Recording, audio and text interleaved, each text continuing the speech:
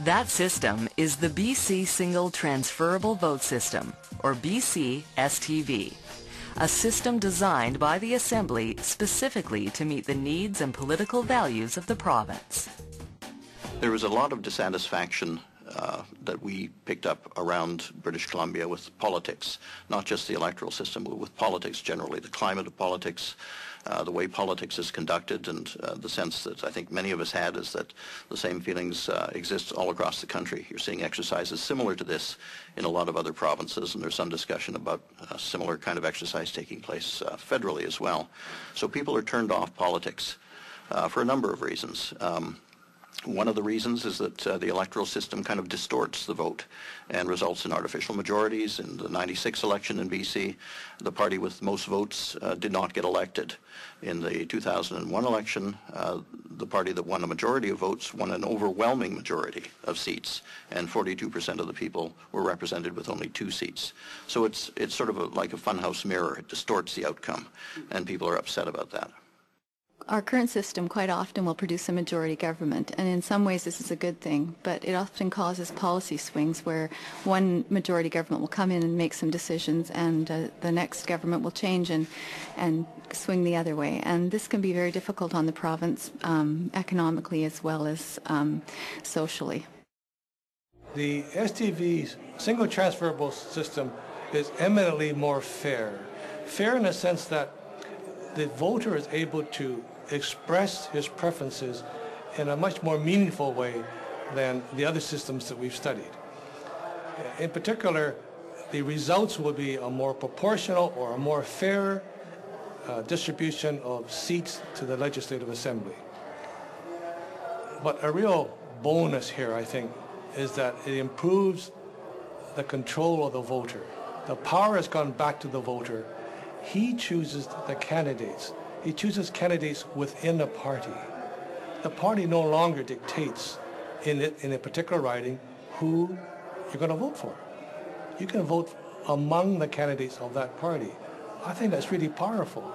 It holds the candidate totally accountable to the voters. And I think that's very positive. But I think there was an overriding feeling in the Assembly that they wanted to lessen party control. And the single transferable vote is a candidate-based system rather than a party-based system. Well, I think British Columbians looking at change have to look at the fact that democracy is not static. I think we have not put a lot of investment in democracy itself, and our society is changing rather dramatically, and I think that we have to look at an electoral system that is going to represent those changes. But the reality is we've constantly been changing. I mean, when originally, only white male landowners could vote in BC.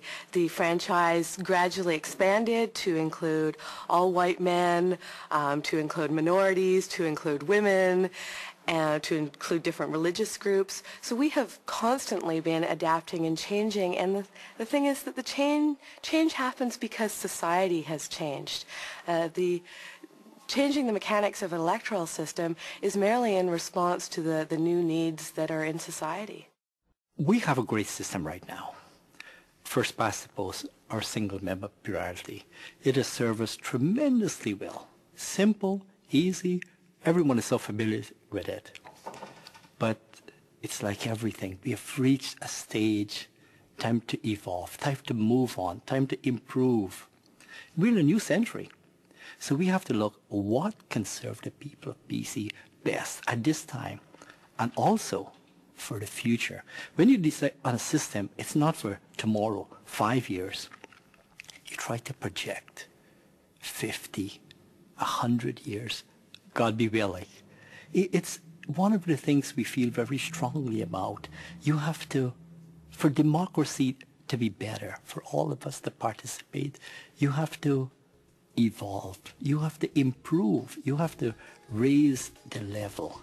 And I think that is what we've incorporated with STV, how to improve our democratic system we have. Under the proposed BC-STV system, voters would notice several changes. There would be fewer ridings, each electing between 2 and 7 MLAs. The most visible change is that the voter no longer marks an X for just one candidate, but ranks as many candidates as desired, numbering them 1, 2, 3, and so on. In this example, the riding will elect 3 MLAs and there are 5 candidates running. Since 10,000 voters cast ballots, a candidate needs 2,501 votes to be declared elected. After counting the first preferences marked on the ballots, Anna Rempel has enough votes to be elected. But she has more votes than she needs. She has a surplus. This surplus is now transferred to the candidates ranked second on each of Anna Rempel's ballots. Now Stan Sidhu has enough votes to be elected, and his surplus ballots are also redistributed based on the preferences voters marked on their ballots. After the next round of counting, no one has enough ballots to be elected, so the least popular candidate, Jill Wong, is eliminated. Her ballots are redistributed to the remaining candidates based on the preferences marked by voters. And now the final candidate, Chris Smith, has enough votes to be elected. The system we've recommended is really easy for the voter to use. Everyone's very familiar with the idea of expressing preferences. What do they like most? What do they like second most? There are slightly more complicated around the counting process. But what we heard was we have the simplest system in the world and it was not meeting people's needs. And what they told us was we're willing to take on something slightly more complex in order to get by far superior results. And it's been used successfully around the world. I have no hesitation in saying that British Columbians can handle this. Now the voters of BC have an opportunity to learn about the recommendations made by the Citizens' Assembly and make their own decision. On May 17, 2005, British Columbians will go to the polls in a general election. Included on the ballot will be the referendum question, should British Columbia change to the bc-stv electoral system as recommended by the Citizens' Assembly on electoral reform? Yes or no? This referendum is British Columbians' chance to voice their views. To learn more about the bc-stv system, read the Assembly's final report, Making Every Vote Count, the case for electoral reform in British Columbia. Every household in BC will receive a copy in January 2005. It can also be found on our website, www.citizensassembly.bc.ca, along with all sorts of learning resources from fact sheets to videos. Be informed. On May 17th, have your say in BC's future.